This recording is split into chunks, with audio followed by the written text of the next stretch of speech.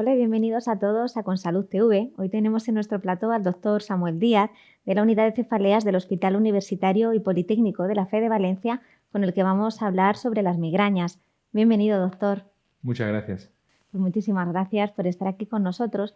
Y para comenzar la entrevista quería sobre todo destacar unos datos que me han parecido bastante relevantes, como que se estima que la migraña afecta a más de 5 millones de españoles, de los que el 80% son mujeres y se trata de una enfermedad altamente discapacitante. Ante este escenario, ¿cómo afecta la migraña en cuanto a lo que es la vida laboral, ¿no? Y la vida social de estos pacientes? Pues evidentemente en gran cantidad, porque los pacientes cuando tienen una crisis de migraña no están para nada. No solo es dolor de cabeza, es que les molesta la luz, les molestan los ruidos, muchos de ellos tienen náuseas o incluso llegan a vomitar. Cualquier movimiento que hacen de cabeza hace que les duela más y por tanto cuando tienen una crisis de migraña los pacientes migrañosos no están ni para salir a cenar con la pareja, ni para estar con los niños en el parque, ni para juntarse con amigos y, por supuesto, en el mundo laboral se ven muy mermados. De hecho, afortunadamente, no pasa a todos los migrañosos que tengan muchas veces, pero los que tienen muchas veces, hay hasta datos que hablan de que tienen incluso menos recursos económicos porque no llegan a acceder a los mismos puestos de trabajo que la gente que no tiene esa cronicidad de la migraña. ¿Se podría decir que hay cierta banalización alrededor de la migraña? Hasta hace unos años por lo menos sí que era así. Un poco la migraña era una enfermedad que como era más de mujeres, estaba un poquito como más denostada, a veces se utilizaba como clásicamente como excusa para no hacer según qué cosas y demás, pero sabemos que esto no es así. Es verdad que es una enfermedad que afecta mucho más a las mujeres que a los hombres, pero desde la incorporación de la mujer al mundo laboral, afortunadamente, pues esto sí que se ha dignificado mucho más, porque claro, en esos días no pueden hacer absolutamente nada. Y de hecho, ya no solo por absentismo, que también hay por migraña, pero sino incluso una palabra que nos gusta, que es el presentismo, que es estar en el trabajo pero no poder rendir como se debe. Eso les ocurre mucho a los pacientes migrañosos. Y centrándonos ahora en lo que es en el diagnóstico, que entiendo que es algo clave, ¿no? En el manejo de estos pacientes, en estos momentos, ¿cómo está? ¿Hay cierto infradiagnóstico, una correcta detección o no? La verdad es que para una enfermedad que tiene un diagnóstico únicamente clínico, solo hay que cumplir una serie de criterios clínicos que son relativamente fáciles de memorizar, se diagnostica mucho menos de lo que debería. De hecho, hay muchos pacientes que nos sorprenden, que acuden a la consulta y a lo mejor llevan un montón de años sufriendo de migraña, pero nadie les ha dicho que eso que tienen es una migraña. Les hablan de cefalea tensional, de cefalea sin profundizar en un diagnóstico concreto, pero eso implica que no tienen el mejor tratamiento para las crisis de migraña, incluso cuando es necesario poner un tratamiento preventivo, no tienen acceso a esos tratamientos preventivos.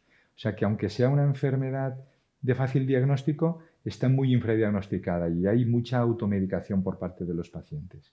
¿Y cuáles son los principales obstáculos que llevan a este infradiagnóstico? Muchas veces los pacientes no consultan o como le dan poca importancia porque es un dolor de cabeza, aunque como hemos dicho es más que un dolor de cabeza, a veces no consultan y a veces el propio médico de atención primaria, como es una patología que no es, digamos, grave en cuanto a amenaza para la vida del paciente, no le da igual tanta importancia como debería darle, al igual que hace con hipertensión, con diabetes, con dislipemias. Debería haber un plan de acción también contra la migraña a nivel de atención primaria.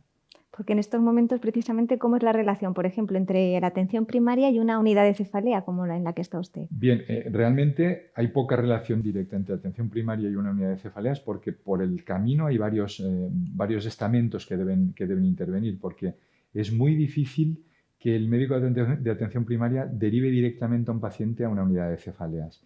Nosotros, por ejemplo, sí que tenemos una asistencia a nivel ambulatorio, digamos, llevada a cabo por parte de la unidad de cefaleas y ese acceso sí que lo tenemos, pero no es lo habitual en la mayoría de unidades de cefaleas. Digamos que en las unidades de cefaleas estamos viendo sobre todo los pacientes muy graves, con mucha discapacidad, con mucha cronicidad de su dolor de cabeza, y sin embargo hay un escalón intermedio que se vería a nivel de ambulatorio, de neurología de ambulatorio o de neurología de consultas monográficas en según qué hospitales comarcales o ya de mediano nivel, digamos que no llegan a tener el criterio de unidad de cefaleas y donde muchos pacientes se pierden. Y luego hay otro tema, es que las unidades de cefalea desgraciadamente no están reconocidas como tal en nuestro país aunque ya tenemos unos criterios por parte de la Sociedad Española de Neurología para poder acreditarnos como unidad de cefaleas, muy poquitos centros lo han llevado a cabo y realmente unidades de cefalea como tal funcionantes, pues igual hay 7 u 8 solo en todo el país y deberíamos tener una red mucho más amplia porque ofrecemos un tipo de asistencia a los pacientes más especializada que muchos de ellos necesitan y donde no hay unidades de cefaleas esto no se consigue. A veces la buena voluntad de los neurólogos a nivel ambulatorio y a nivel de un segundo nivel, de hospitales de segundo nivel, sí que lo están haciendo muy bien, pero muchas veces cabría que la administración sí que potenciara la creación de unidades, por lo menos con una buena distribución territorial y poblacional. Por lo que dice además es que no hay ni siquiera una unidad de cefalea por comunidad autónoma. Hay muchas comunidades autónomas que desgraciadamente ni siquiera tienen una unidad de cefaleas. Luego en otras sí que hay 2 o 3, pero hay comunidades autónomas que no tienen ninguna. ¿Y qué supone para un paciente llegar a una unidad de estas características? Pues la verdad es que yo llevo en la unidad en la que estoy ya 9 años, aunque antes ya tenía una consulta monográfica de cefaleas en un hospital comarcal, y el cambio yo mismo me doy cuenta de que es grandísimo. O sea, después de montar una unidad de cefaleas donde tenemos a nuestra disposición todo tipo de técnicas, todo tipo de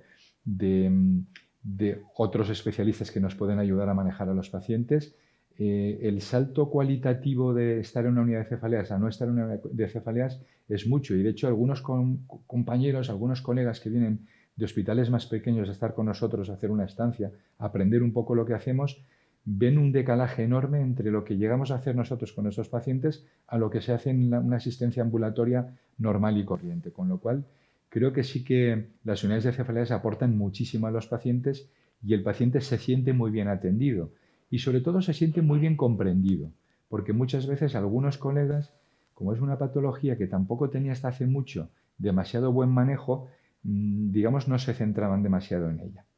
Y en nivel general, ¿cuáles serían esas principales necesidades a la hora de manejar a un paciente migrañoso? Pues lo que hemos dicho, tener un adecuado diagnóstico es la primera parte y lo más importante de todo. Una vez tienes un adecuado diagnóstico, podemos ofrecerles tratamientos para cuando tienen crisis de migraña, que afortunadamente en la mayoría de migrañosos eso es suficiente, pero sobre todo el acceso a los tratamientos preventivos en los que es donde más vemos diferencias de una unidad a cuando es una consulta normal o desde luego cuando se trata de atención primaria que raramente suelen iniciar tratamientos preventivos. Y digamos la variedad de tratamientos preventivos orales, inyectados o ahora con anticuerpos monoclonales anti-CGRP que tenemos, esa variedad de tratamientos, esa riqueza y esa gran oportunidad para nuestros pacientes todavía dista mucho de llegar a todos los sitios donde debería llegar.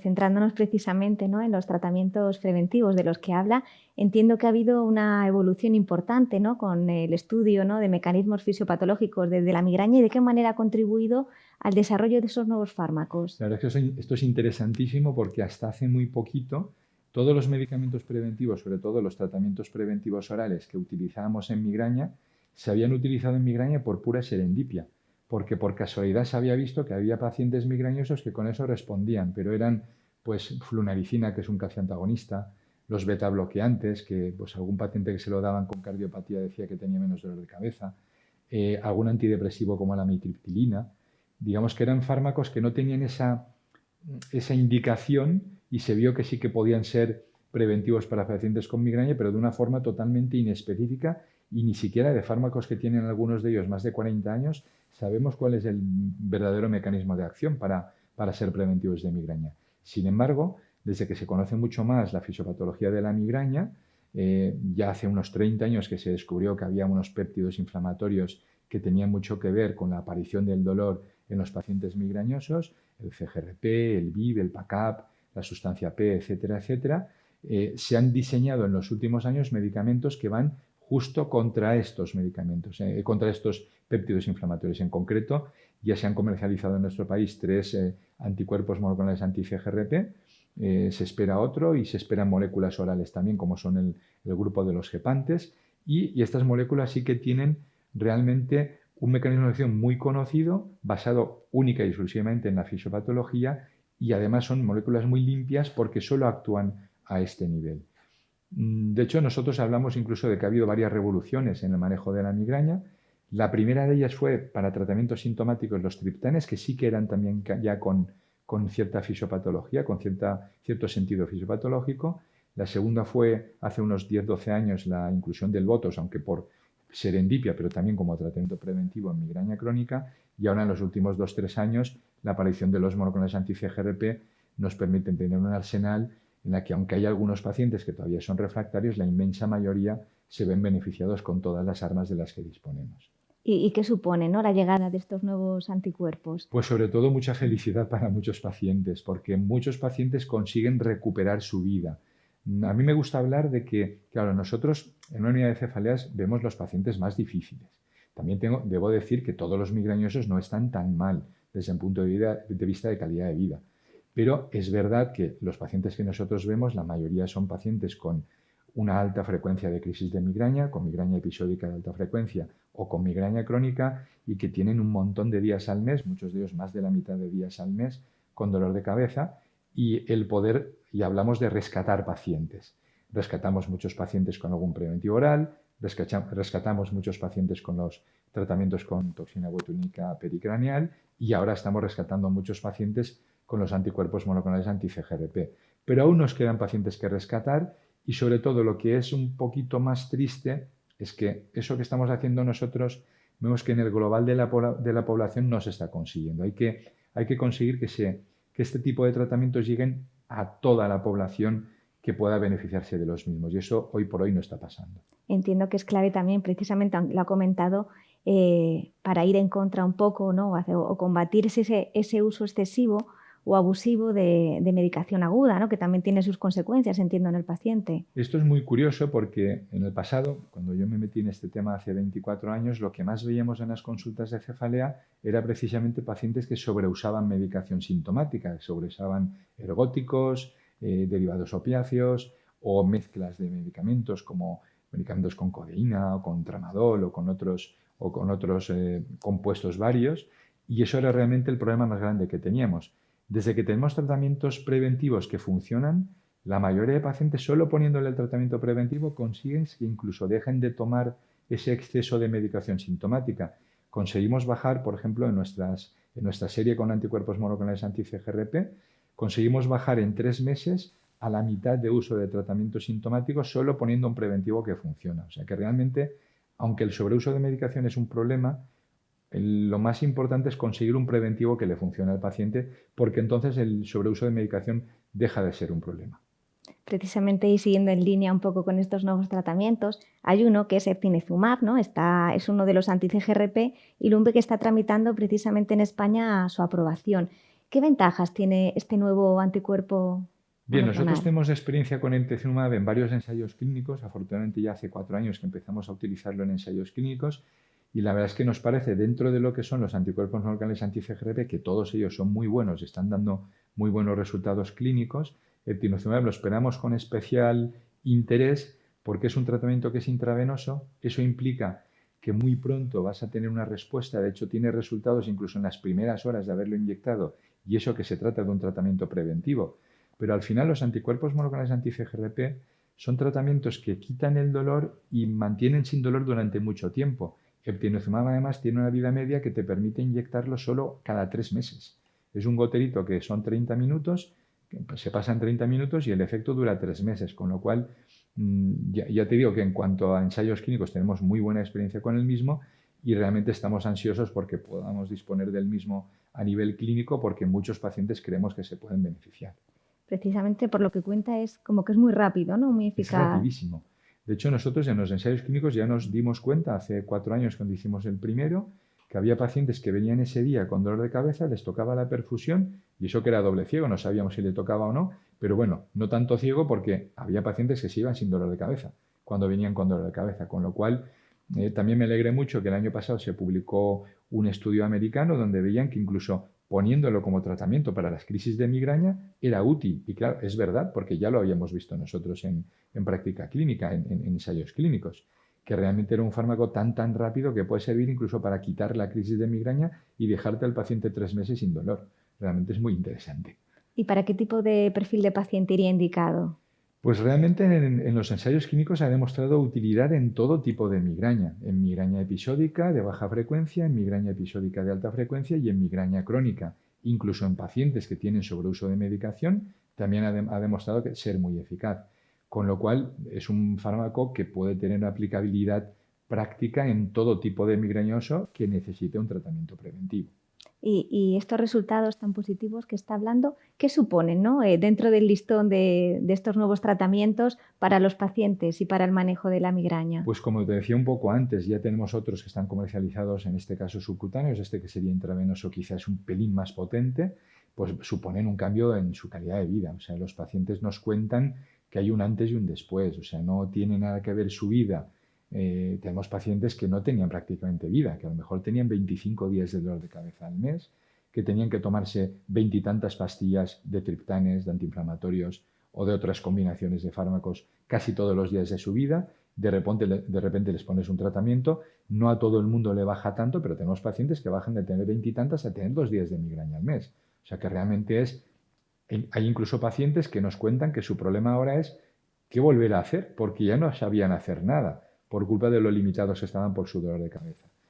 Y la verdad es que incluso ha sido un poco una sorpresa para nosotros que los anti-CGRP fueran tan eficaces en la práctica clínica, porque pensamos que iban a ser muy buenos para un 15-20% de pacientes y efectivamente eso ha sido así. Tenemos hiperrespondedores, los que se quedan casi sin dolor en un 10-20% de pacientes, pero tenemos otro 50-60% que aunque no mejoran tan espectacularmente, pero como mínimo rebajan a la mitad los días de migraña que tienen, con lo cual estás ganando muchísima calidad de vida, muchísima recuperación de actividad, muchísima recuperación de vida social, de mejor rendimiento laboral, etcétera, etcétera, etcétera. Pues doctor, nos quedamos precisamente con esos datos tan importantes que ha dado y ese mensaje tan positivo para los pacientes con migraña, ¿no? Y la llegada de estos nuevos tratamientos que cambian por completo su vida. Así que muchísimas gracias por estar aquí con nosotros. Muchísimas gracias a vosotros. Gracias.